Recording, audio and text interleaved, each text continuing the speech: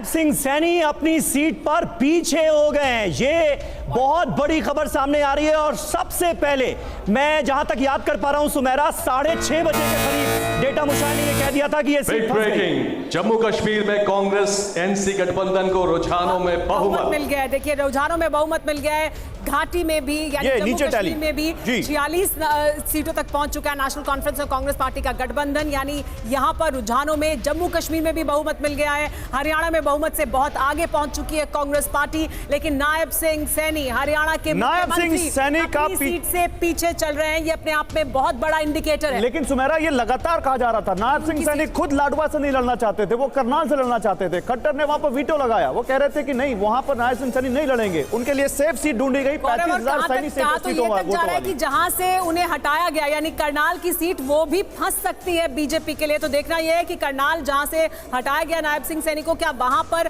कुछ तस्वीर बदलेगी। बिल्कुल, राजगोपालन जी भी हमारे साथ मौजूद हैं। राजगोपालन जी, किस तरह से आप देखते हैं जम्मू कश्मीर में ये क्लियर मैंडेट नेशनल कॉन्फ्रेंस और कांग्रेस गठबंधन के लिए, इसे कैसे देखा जाए? पहले भविष्यवाणी सुन लेते हैं। बिग ब्रेकिंग, हरियाणा के अंबाला कैंट से अनिल विज पीछे, लाडवा से सीएम सैनी पीछे, लाडवा से सीएम सैनी पीछे, अंबाला कैंट से अनिल विज पीछे। बीजेपी के लिए यह बड़ा झटका हरियाणा में। राजगोपालन जी, कैसे देखेंगे जम्मू कश्मीर में कांग्रेस एनसी गठबंधन 47 सीटों पर आगे, आर्टिकल 370 हटाए जाने के बाद चुनाव हुए, जम्मू कश्मीर की फिजा बदली, इन सारी बातों का असर नहीं पड़ा क्या? बीजेपी के फेवर में नहीं गया?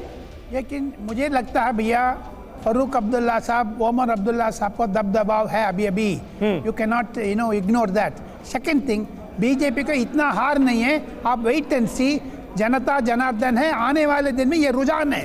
ओनली पोस्टल बैलेट है, रियल बैलेट में आप देखिएगा मुझे लगता है ये चीज स्थापित नहीं होगा। सर अब तो 9 बजने वाले हैं, अब पोस्टल बैलेट मुझे लगता है खत्म हो गए। 10:30-11 बजे का पहले कुछ रुझान आने का उम्मीद नहीं करता हूं। कितना बदल जाएगा, क्या सोच रहे हैं राजगोपालन जी? क्या बिल्कुल पलट जाएगा?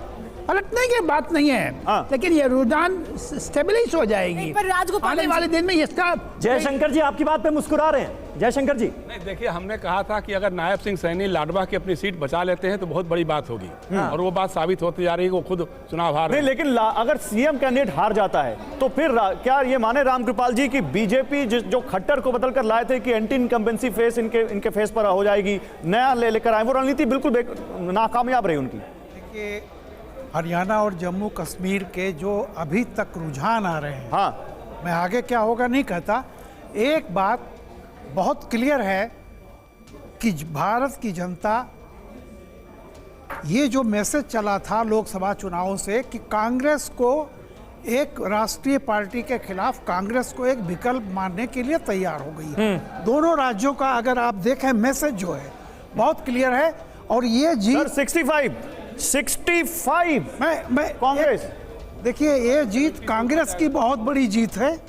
और ये जैसा कि मुझे लग रहा है, आप देखिए एक पैटर्न है, कांग्रेस को लोग बीजेपी का विकल्प मानने लगे हैं। जहां जहां वो है, जहां बीजेपी की सरकार रही है, अगर वहां कोई नहीं। लेकिन रामकृपाल जी, हिंदी पट्टी देखिए, जम्मू कश्मीर ये हार रहे हैं रुझानों के मुताबिक, पंजाब में इनकी सरकार है नहीं, हिमाचल में पहले हार चुके हैं, दिल्ली में इनकी सरकार है नहीं, अब एक हरियाणा भी हार रहे हैं। हिंदी पट्टी तो बीजेपी का गढ़ रहा है।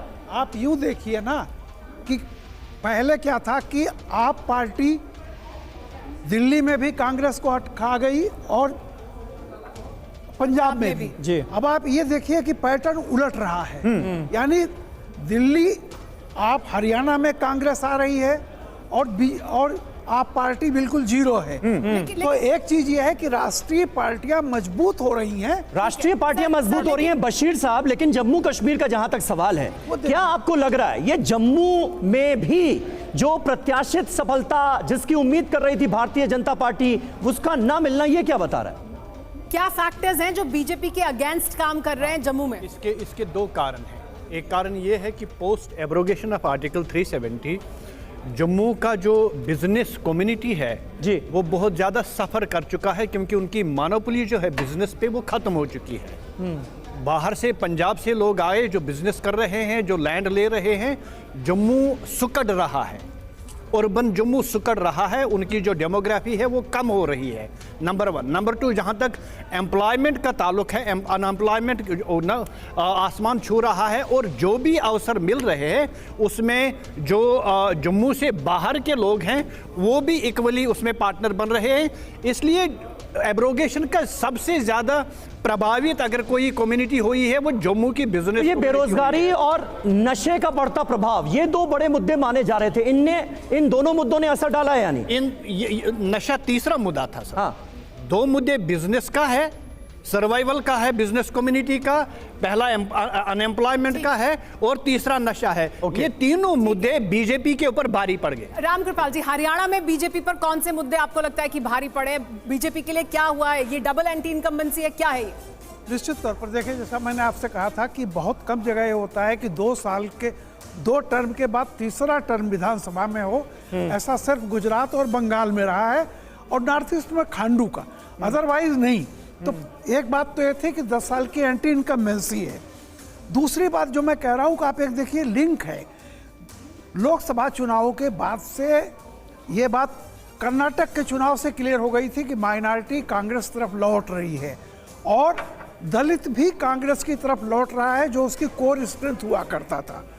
अब ये जो ट्रेंड है पूरा, ये हरियाणा में इस बात की पुख्ता हो गया है कि कांग्रेस को लोग बीजेपी का विकल्प मान रहे हैं, क्षेत्रीय दल इससे बाहर हो रहे हैं।